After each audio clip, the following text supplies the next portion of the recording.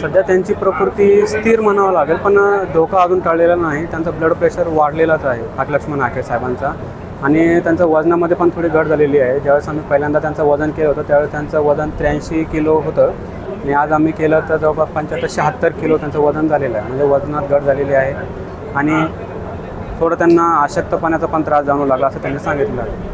उपचाराची त्यांना किती गरज आहे? उपचाराची त्यांना खूप नितांत गरज आहे. सकाळी आम्ही त्यांचा ब्लड प्रेशर पाहिला तर तो 178-110 झाला होता, जो की चांगला नाही. त्याला आम्ही हायपरटेन्शन असं संबोधित असतो त्याच्यामध्ये, आणि त्यासाठी त्यांना हॉस्पिटल ॲडमिशनची गरज आहे. आणि नवनाथ वाघमारे सकाळी सध्या त्यांची प्रकृती स्थिर आहे, पण त्यांना अशक्तपणा जाणवत आहे. आजता पण आम्ही तपासणी केली त्यांची, तर त्यांची सध्या प्रकृती स्थिर आहे. नवनाथ वाघमारे साहेब त्यांची ECG वगैरे केली का? हो, नाही, त्यांचा ECG त्यांनी नकार दिलेला आहे.